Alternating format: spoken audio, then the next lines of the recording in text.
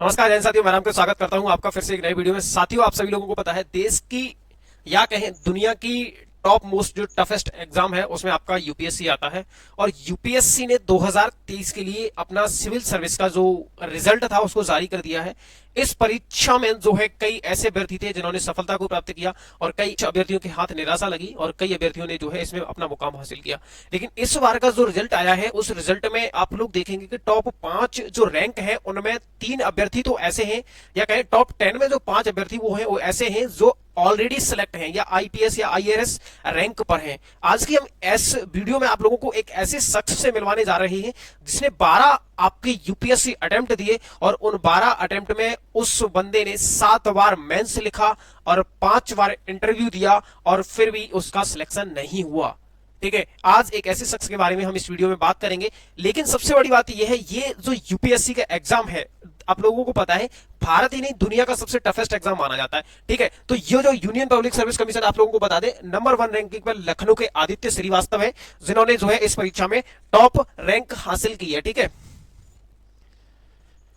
UPSC result घोषित आदित्य श्रीवास्तव ने किया टॉप। उसके बाद अगर हम बात करें UPSC CSE civil service exam 2023 का फाइनल रिजल्ट जारी कर दिया गया है। साल 2023 की इस परीक्षा में आदित्य श्रीवास्तव, किसने? आदित्य श्रीवास्तव ने ऑल इंडिया रैंक 1 हासिल किया। वहीं दूसरे नंबर पर अनिमेश प्रधान रहे हैं। कौन रहा है? दूसरे नंबर पर अनिमेश प्रधान रहे हैं और तीसरे नंबर पर डोनरू अनन्या रही हैं। ठीक है, इसके बाद अगर हम बात करें, ये आप लोग देख सकते हैं Aditya Srivastava all India rank इनकी 1 है और उसके बाद दूसरे हैं अनिमेश प्रधान, इनकी ऑल इंडिया रैंक 2 है और तीसरे नंबर पे है अनन्या रेड्डी और इनकी ऑल इंडिया रैंक 3 है और वुमेन कैटेगरी में ये नंबर 1 रैंकिंग पर है। ठीक है, अब यूपीएससी रिजल्ट घोषित लखनऊ के आदित्य श्रीवास्तव ने हासिल किया प्रथम स्थान। अब ये आदित्य श्रीवास्तव है कौन, थोड़ा सा हम इनके बारे में जानते हैं। यूपीएससी सिविल सेवा परीक्षा 2023 में लखनऊ उत्तर प्रदेश के रहने वाले आदित्य श्रीवास्तव ने टॉप किया है। सिविल सेवा परीक्षा 2022 में श्रीवास्तव की रैंक 2022 में उन्होंने 236वीं रैंक हासिल करके आईपीएस जो है बने थे और ये ट्रेनिंग कर रहे थे, आईपीएस की ट्रेनिंग ले रहे थे। आईआईटी कानपुर से BTech MTech dual degree course करने वाले श्रीवास्तव इन्वेस्टमेंट बैंक गोल्डमैन सैक्स में काम कर चुके हैं। ठीक है, इतना ये सारी चीजें इनकी थी। आप लोग ये इमेज देख सकते हैं आदित्य श्रीवास्तव की। इसके बाद अगर हम बात करें टॉप 5 रैंकिंग में आदित्य श्रीवास्तव है, अनिमेश प्रधान है, डोनरू अनन्या रेड्डी है, पीके सिद्धार्थ रामकुमार है और रूहानी है नंबर 5 पर। इन्होंने जो है यूपीएससी में टॉप 5 रैंकिंग हासिल की है। इसके बाद अगर हम बात करें ओवरऑल इस बार जो वैकेंसी थी वो सबसे ज्यादा थी, 1143 रैंक की थी इसमें वैकेंसी थी और इसमें 180 व्यक्ति हैं, ये जो कह सकते हैं टॉप 180 रैंकिंग वाले व्यक्ति जो है इसमें आईएएस बने, बाकी 200 जो है लगभग आईपीएस बने, 37 आईएफएस इंडियन फॉरेन सर्विस और उसके बाद सेंट्रल सर्विसेज ग्रुप ए में 613 वैकेंसी थी और ग्रुप बी सर्विसेज में 113 वैकेंसी थी। ठीक है, अब बात हम ये करते हैं, देखो इसमें एक एग्जाम ऐसा होता है कि जो मेहनत करता है उसको सफलता मिलती है, लेकिन कभी कभार ऐसा होता है कि हम बराबर मेहनत करते हैं उसके बावजूद भी हमें जो है सफलता नहीं मिलती। तो फिर क्या रहता है कि मतलब वो व्यक्ति जो है वहां पर हताश हो जाता है और निराश हो जाता है। जीवन का सबसे बड़ा अगर हम कहें कि जीवन का दूसरा नाम है तो वो है संघर्ष या स्ट्रगल, और ये हर व्यक्ति को करना पड़ता है। ठीक है, कुछ व्यक्ति होते हैं जिनको सारी चीजें विरासत में मिली हुई होती हैं और कुछ व्यक्ति होते हैं जिन्हें विरासत में नहीं मिली होती हैं, तो वो चीजें जो है यहां पर इनकी इस तरीके से काम करती हैं। आप लोग यहां पे देख सकते हैं कुणाल आर विरुलकर ने अपने ट्विटर अकाउंट पर ट्वीट किया था कि इन्होंने 12 अटेम्प्ट दिए, 12 अटेम्प्ट में 7 बार इन्होंने मेंस लिखा और 5 बार इंटरव्यू दिया और उसके बाद भी नो सिलेक्शन।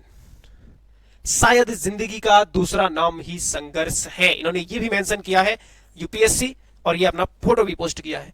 12 प्रयास 5 इंटरव्यू लेकिन चयन नहीं। सिविल सेवा परीक्षा के परिणाम के बाद यूपीएससी परीक्षार्थी कि सिविल सेवा परीक्षा 2023 के परिणाम के बाद कुणाल आर विरुलकर नामक परीक्षार्थी का उनके संघर्ष को लेकर किया गया सोशल मीडिया पोस्ट वायरल हो गया। कुणाल ने लिखा 12 प्रयास 7 मेंस 5 इंटरव्यू लेकिन चयन नहीं, शायद जिंदगी का दूसरा नाम ही संघर्ष है। आईएएस अधिकारी अवनीश सर ने कमेंट किया ईश्वर आपको शक्ति दे। मतलब सीधा सीधा ये है कि हर व्यक्ति को एक ही चीज मिल जाए ये जरूरी नहीं है। कितना भी मेहनत कर लो कुछ चीजें आपके लिए नहीं होती हैं, लेकिन डेफिनेटली कुछ ना कुछ चीजें आपके लिए होती हैं।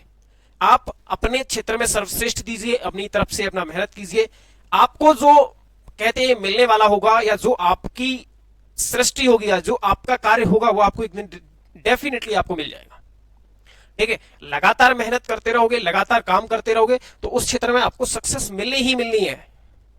लेकिन जैसे मान लीजिए हम कोई ऐसा काम कर रहे हैं, तो उसका क्या होता है कि जिसमें हमें सफलता नहीं मिल रही है, तो उसमें क्या होता है, कहीं ना कहीं वो क्षेत्र हमारे लिए नहीं होता। हो सकता है कि भगवान ने हमारे लिए इससे बेटर चीजें बनाई हो और हम उसमें जो है अच्छा कर लें। कभी कभार हमारी जिद होती है, नहीं हमें यही चाहिए, यही चाहिए, यही चाहिए। आप यहां पर मैं बात करूं ओवरऑल अगर इसमें सक्सेस की, तो लगभग लगभग 1% के समथिंग सक्सेस है केवल, यानी 1% भी नहीं है, 1% से भी बहुत कम है। लगभग लगभग अगर हम बात करें 4-5 लाख फॉर्म भरते हैं, उसके बाद 2-3 लाख अभ्यर्थी परीक्षा देते हैं, उसके बाद केवल 1000 या 1200 या 600-700 बच्चे ही सिलेक्ट होते हैं यूपीएससी में। तो ये है कि हम 1-2 अटेम्प्ट दें अपने अच्छे तरीके से मेहनत करके, उसके बाद कहीं ना कहीं हमें अपना प्लान बी भी रखना चाहिए यूपीएससी की तैयारी के साथ में। लेकिन जब व्यक्ति इसी चीज को केवल लगता है कि मतलब मुझे यही करना है, तो आदित्य श्रीवास्तव की तरह जिस तरीके से उन्होंने सिलेक्शन प्राप्त किया है, 2017-18 से लगातार तैयारी कर रहे थे, 6 साल की कठिन परिश्रम के बाद 2022 में उन्होंने जो है आईपीएस बने। उसके बाद इस बार 2023 का जो रिजल्ट आया है उसमें उन्होंने आईएएस की रैंक हासिल की है, यानी आईएएस बने हैं। तो जिंदगी का नाम स्ट्रगल है और जिंदगी में मेहनत करना जरूरी है। सब लोग अपने अपने क्षेत्र में मेहनत करते रहेंगे, जैसे ही हमारा एक फिक्स जो टाइम होता है, एक फिक्स जो टाइम जोन होता है जो हमारा आएगा, हमें जो है अपना रिजल्ट डेफिनेटली मिलेगा। ठीक है, थैंक यू सो मच, बहुत बहुत धन्यवाद, जय हिंद, जय भारत।